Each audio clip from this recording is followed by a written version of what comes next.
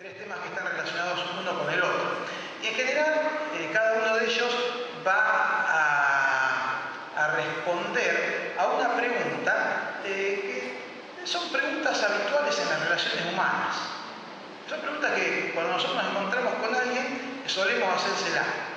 Entonces vamos a ver tres de esas preguntas, una cada domingo, para ver, obviamente desde el punto de vista de la Biblia, qué tiene para darnos.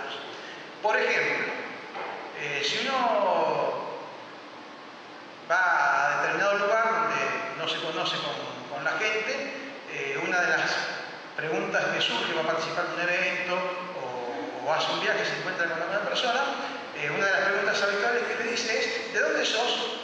Nosotros viajábamos y cada vez que llegábamos a un lugar, te pagan y dicen: bueno, ¿de dónde vienen? Venimos de Rosario, ¿de dónde van? Bueno, vamos a las grutas. Entonces, bueno, una pregunta normal que se suele darse es: ¿de dónde son? ¿De dónde es usted? ¿Para dónde van? ¿De dónde vienen? Esa es una de las preguntas que vamos a tratar. La otra es quizás la más habitual que nos hacemos cuando nos encontramos con alguien después de saludar. ¿Qué le decimos? A ver. Hola. ¿Cómo andás? Bueno, esa va a ser la segunda pregunta que vamos a tratar el domingo que viene. ¿Cómo andás? Y la tercera pregunta es más característica de las mujeres. Es más característica de las mujeres. ¿Vieron cuando viene una fiesta, alguna cosa así medio especial? Llegan, ¿qué hacemos todos? Me acordaba de cuando tuvimos la fiesta de aniversario en la iglesia, de que llegábamos todos. Entonces, las chicas empiezan el día anterior, empiezan a hablar de tal fiesta, la graduación, tal cosa de otra. ¿Qué te vas a poner? ¿Qué te vas a poner? Bueno, la tercera pregunta que va a ser para dentro de 2 domingos es esa. ¿Qué te vas a poner o qué te pusiste? ¿Qué te vas a poner? ¿De dónde sos? ¿Cómo andás? ¿Qué te vas a poner? Esas son las 3 preguntas que vamos a tratar de ver a la luz de la palabra de Dios, entonces en estos tres domingos. ¿De dónde sos? Una pregunta habitual en las relaciones humanas que puede tener distintas respuestas aún para la misma persona, según la situación donde se encuentre. Yo le decía, por ejemplo, nosotros estábamos viajando, íbamos a la ruta y me decían: ¿de dónde sos? Yo decía: soy de Rosario. Si se me ocurre otra situación, si yo mismo fuera a lo mejor a participar en una convención de iglesias, y me encuentro con alguien y me dice: ¿de dónde sos? Yo digo: soy de la iglesia del Redentor. Y si voy a una actividad relacionada con lo laboral y un encuentro a lo mejor de gente de distintas empresas y me dice: ¿de dónde sos? Y soy de tal empresa. O sea, según el lugar, según la circunstancia, es la respuesta que voy a dar a la misma pregunta: ¿de dónde sos? ¿De dónde sos? El saber de dónde viene o a dónde va una persona determina el poder saber a qué lugar pertenece, de dónde es. Entonces, ¿de dónde sos? ¿A dónde vas? ¿De dónde venís? Nos permite saber de dónde es esa persona. Vamos a ver en Juan capítulo 8, por favor. Juan capítulo 8. Y no cierren, tengan abierto, a veces tenemos un versículo y hay una nueva que cierre, después yo digo: vamos a buscar al otro y empiezan a buscar de nuevo. Tengan abierto en Juan capítulo 8. El versículo 14.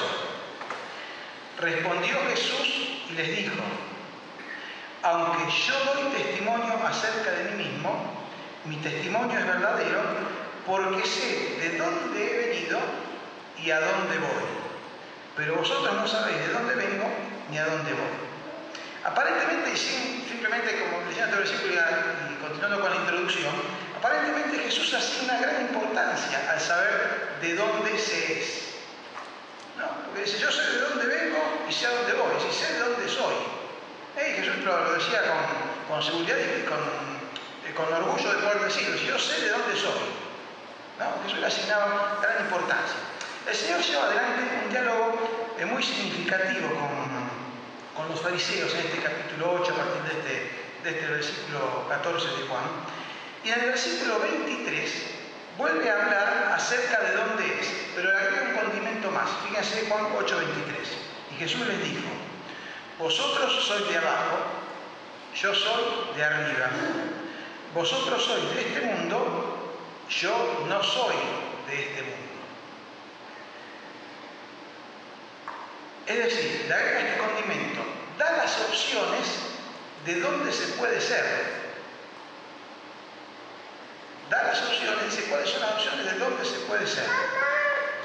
De arriba o de abajo. Jesús dice, yo soy de arriba, no de este mundo. Ustedes, le dicen los fariseos, son de abajo, son de este mundo. Parados frente a la vida y frente a la realidad espiritual, hay solamente dos posibilidades. Ser de arriba o ser de abajo. Todos los seres humanos estamos en alguna de las dos posiciones. O somos de arriba o somos de abajo. Obviamente, no hay posibilidad de ser un poco de arriba y un poco de abajo, o ir cambiándonos de lugar según querramos o nos encaprichemos. O somos de arriba o somos de abajo. El criterio de separación, o lo que determina cuál es el lugar al que cada persona pertenece, es la respuesta que cada uno le dé a la pregunta que los mismos fariseos le hicieron a Jesús en el versículo 25. ¿Qué le preguntaron los fariseos a Jesús? ¿Tú quién eres? La respuesta que cada uno de nosotros y que cada ser humano le dé a esa pregunta, ¿quién es Jesús para él?, va a determinar si esa persona pertenece a los de arriba o pertenece a los de abajo. Según como cada quien considera a Jesús, eso determina su pertenencia. ¿Tú quién eres? Jesús les contesta, fíjese allá en el versículo 25, lo que desde el principio les he dicho. De otras palabras, ya les dije un montón de veces quién soy. Fíjense, acompáñenme, ayúdenme con algunos versículos, no muy lejos, 2 o 3 capítulos antes de Juan, hasta acá, para ver lo que decía Jesús. Juan capítulo 4, versículos 25 y 26. Jesús le estaba diciendo quién él era. Alguno léalo, por favor.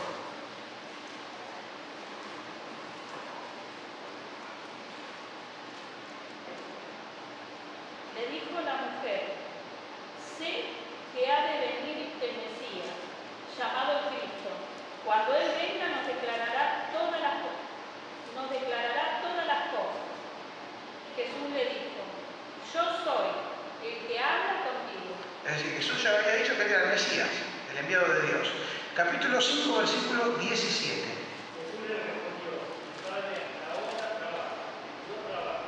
Es decir, ya le había dicho que él era el Hijo de Dios. 5:24.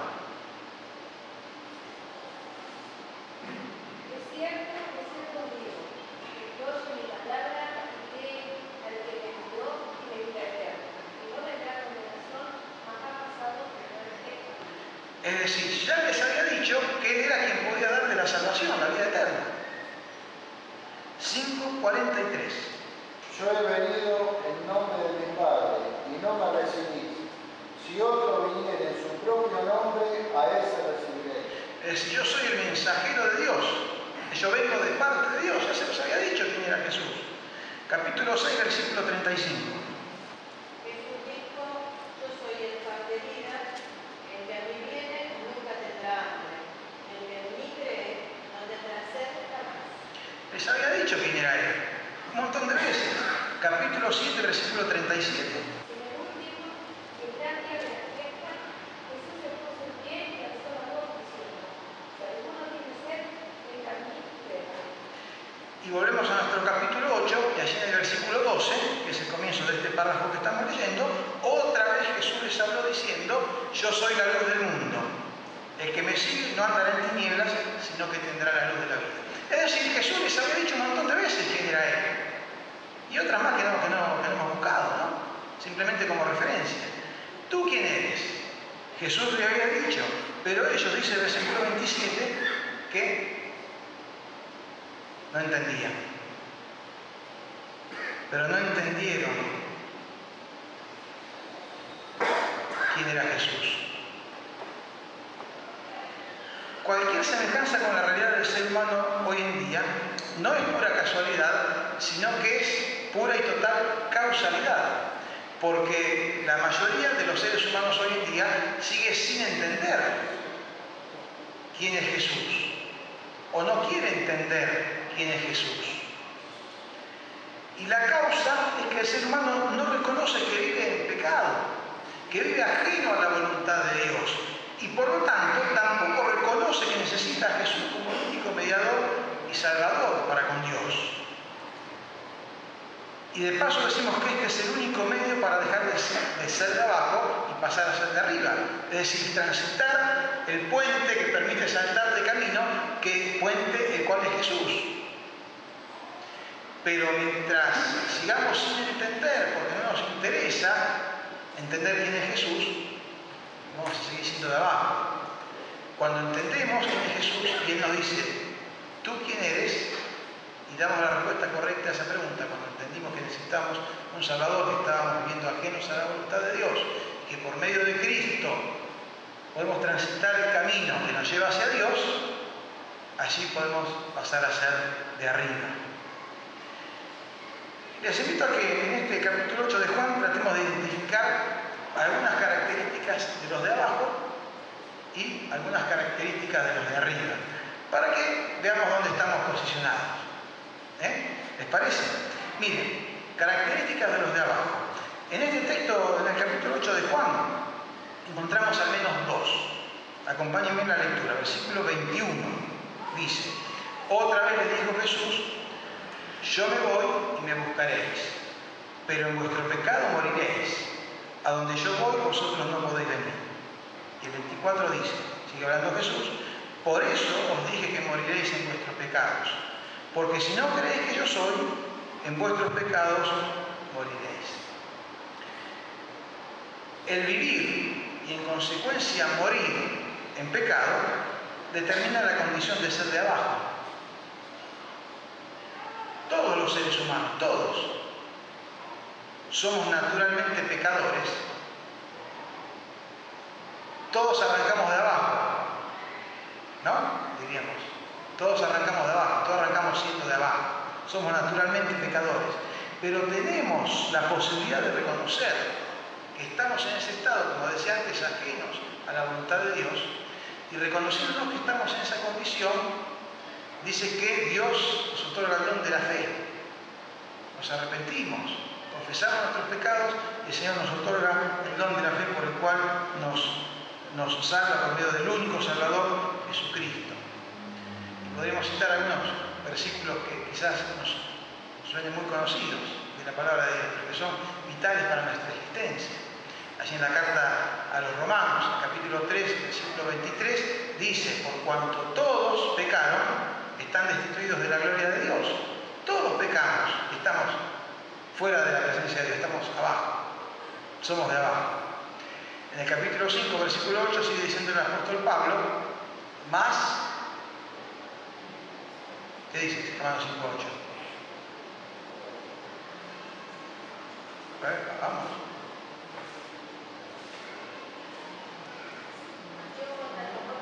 Mas Dios muestra su amor, están nosotros lejos de Él, mas Dios muestra su amor para con nosotros, en que siendo pecadores, Cristo murió por nosotros. Y en el capítulo siguiente, el capítulo 6, versículo 23, dice, porque la paga del pecado es muerte, mas la dádiva, el regalo de Dios es vida eterna en Cristo Jesús, Señor nuestro.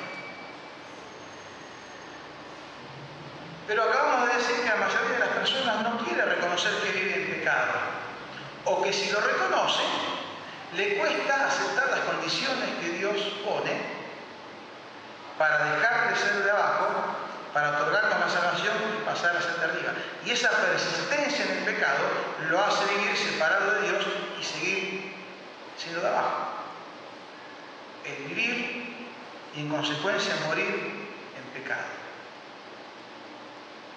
Versículo 15. Está hablando Jesús, ¿no? Dice, vosotros juzgáis según la carne. Una consecuencia lógica de vivir en pecado es el juzgar, es decir, analizar, razonar y por lo tanto actuar según criterios humanos que están infectados por ese pecado del cual hablábamos, ¿no? Por ese pecado en que se desarrolla la vida humana. Seguramente es la experiencia de muchos, probablemente de todos nosotros, el habernos encontrado con personas cerradas a la percepción de las cuestiones espirituales. Por más que uno intenta transmitirle, intenta explicarle, intenta hablarle de Dios, de su amor, de la salvación, de Jesucristo, no lo entienden, están cerrados, no lo quieren entender, no lo aceptan. ¿No? Porque la consecuencia natural de vivir en pecado es analizar, razonar y actuar en consecuencia de eso, según los criterios humanos que son ajenos a los propósitos y la voluntad de Dios. Bueno, la Biblia habla de eso, ¿cierto? Ustedes recuerdan así en 1 Corintios, en el capítulo 1, en el versículo 18 dice que la palabra de la cruz es locura a los que se pierden. Pero a nosotros, a los que se salvan, es poder de Dios. Y en el capítulo siguiente, en el capítulo 2, versículo 14, dice que el hombre natural no percibe las cosas que son del Espíritu de Dios porque para él son locura. Esta mañana hablábamos en la clase acerca del leer la palabra de Dios y poder entender, ¿no? Y decíamos que bueno, que en realidad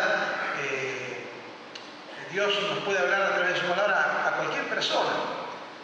Y contaba nuestra hermana Alicia, no sé si era verdad o era una forma de graficarlo, que a un verdulero le regalaron una Biblia y como él despreció el regalo, dice que usaba la Biblia para envolver la mercadería, ¿no? Entonces venía uno, le ponía un poquito de perejil, le envolvía la Biblia y se lo daba. Dice que así, sin darse cuenta, ayudó a distribuir el mensaje de la palabra de Dios, ¿no? Porque cada página en la que él ponía la mercadería para entregar, llevaba la palabra de Dios y la gente podía leerla. Y esa gente que la leía, si la lee en la búsqueda y la intención de encontrar a Dios, así no se manifiesta.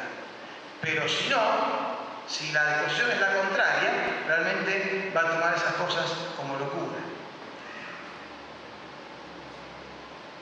Y a la vez, el ver esto y pensar en esto, nos ayuda a darnos cuenta claramente que es imposible ser un poco de arriba y un poco de abajo. Es imposible ser un poco de arriba y un poco de abajo. O somos de arriba o somos de abajo. El camino de los de arriba y el camino de los de abajo no es un camino paralelo. Se me ocurre que es un camino que se va bifurcando, se va abriendo, cada vez se va separando más.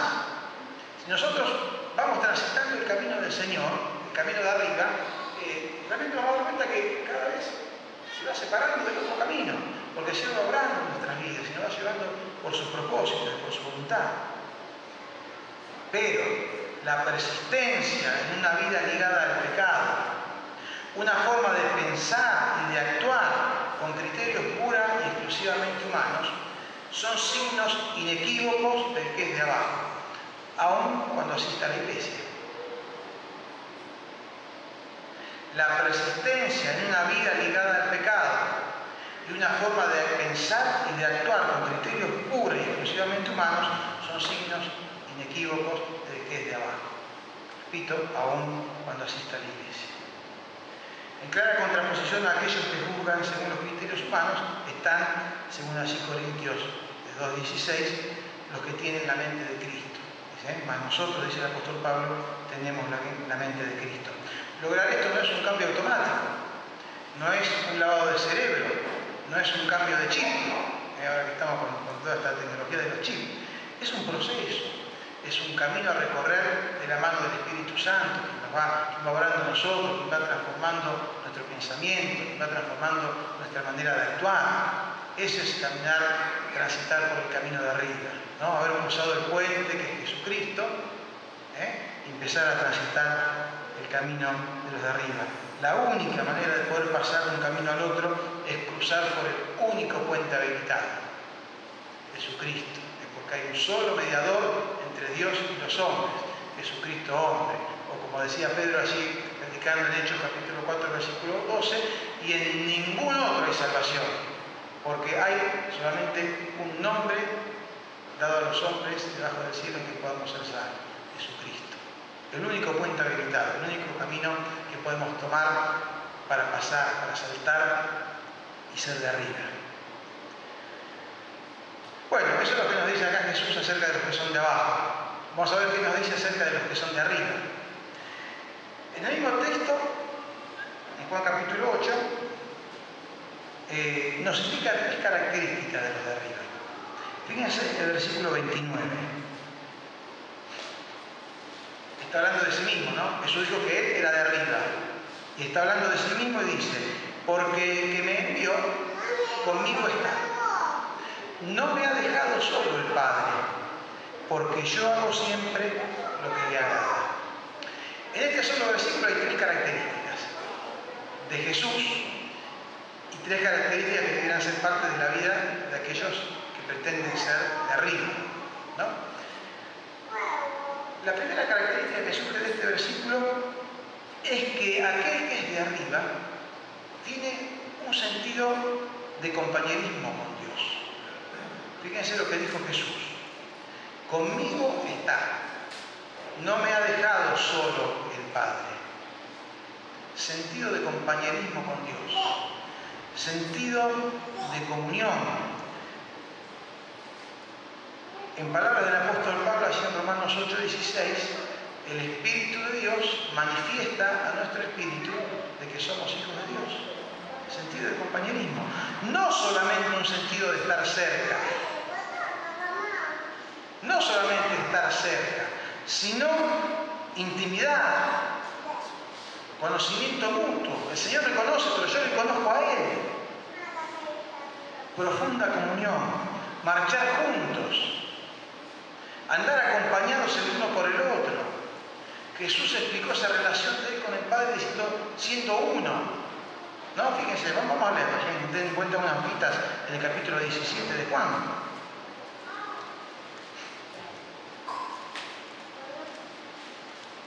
Juan 17, versículo 21. Nuevamente está hablando Jesús, orando al Padre y dice, para que todos sean uno, como tú, oh Padre, en mí y yo en ti, que también ellos sean uno en nosotros. Es decir, que cada uno de nosotros seamos uno con Dios.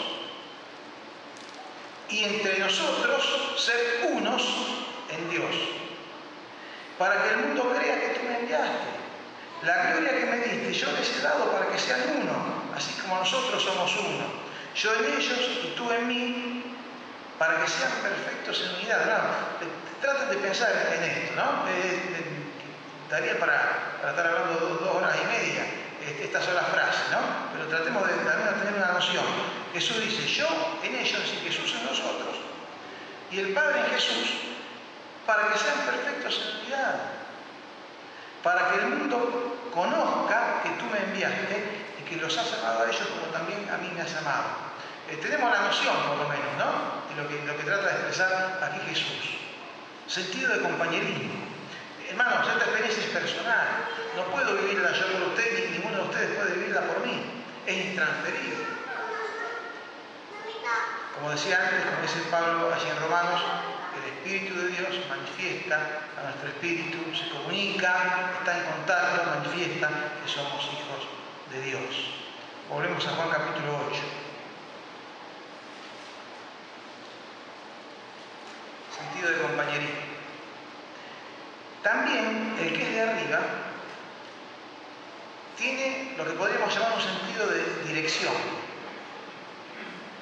Fíjense cómo termina Jesús diciendo allí en el versículo 29. Dice, porque yo hago siempre lo que le agrada.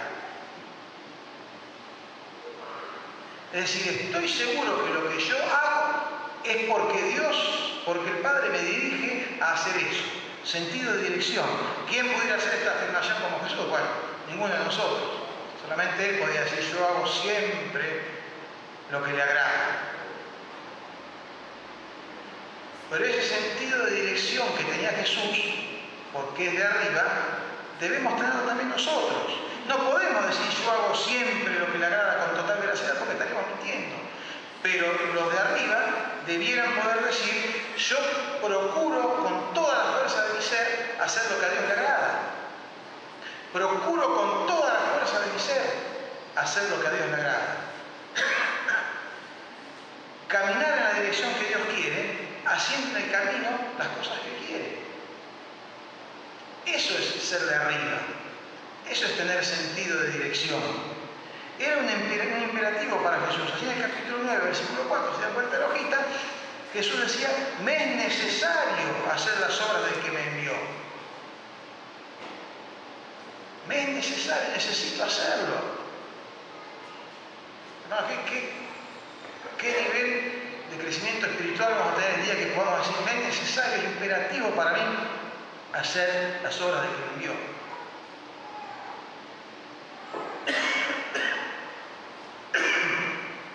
Porque en realidad así lo manifiesta la palabra de Dios. Porque todos los que son guiados por el Espíritu de Dios, estos son hijos de Dios. Todos los que son guiados por el Espíritu de Dios son hijos de Dios.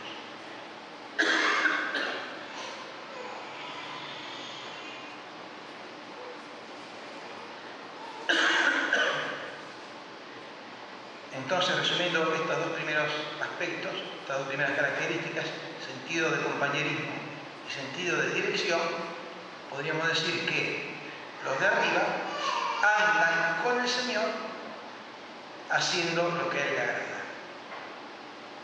Falta una tercera. La tercera también está allí en el versículo 29 de Juan capítulo 8. No solo allí.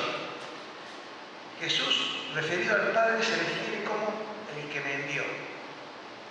Pero fíjense en el versículo 16. No soy yo solo, sino yo y el que me envió. Fíjense en el versículo 18. El Padre que me envió. Fíjense en el versículo 26. Pero el que me envió es verdadero. Y nuevamente aquí en el versículo 29 vuelve a decir el que me envió. Y esto, hermanos, lo nombraríamos como que el que es de arriba tiene un sentido o una noción de misión. Misión. Jesús tenía sentido de misión. Dios lo había enviado para algo. Él tenía un propósito. Tenía en claro que tenía una misión encomendada por el Padre y trabajó cada día de su vida aquí sobre esta tierra en pos de cumplir con esa misión. El sentido de misión describe también al que es de arriba. Tienen claro que Dios le ha dado una misión. Y esa misión que tenía Jesús nos la traslada, nos hace copartícipes de esa misión. Volvamos al capítulo 17 de Juan.